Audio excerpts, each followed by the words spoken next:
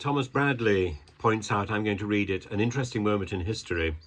And this is in response to a piece that I put out about Putin and the victory parade. I know a woman in Kyiv who initially fled to Poland but returned home because she felt disoriented outside Ukraine. I know many people in Kyiv who say it's much safer than South London. So my meagre attempts to convince her to return to Krakow before the Russians storm Kyiv have failed. I'll continue to press forward. Ukraine is effectively finished for the same reason the Russian economy is failing. Human capital or its lack. Zelensky doesn't have adequate manpower to engage in protracted combat, much less to mount a sustained spring offensive. Now, of course, I entirely disagree. I think Zelensky still has everything to play for, and I think there is still hope that Kyiv can be successful, and that Putin will see sense, or that the concept of Putin will see sense. I remain an optimist.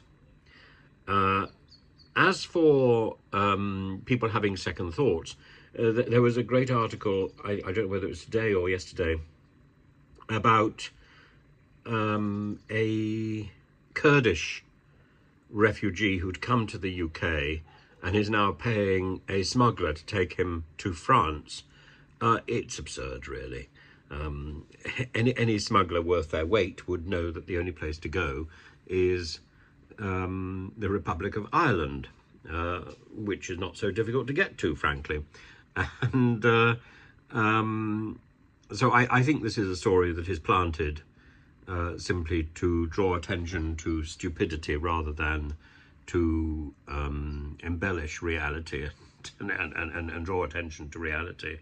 It's a nonsense story.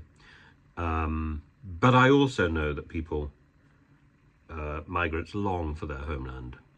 And the idea that the present government has been putting out again and again and again that people come to the UK to batten on our National Health Service, our welfare state, is nonsensical. People come here because they are desperate, and their heart remains in their own country, whether they can go back to it or not. Believe me.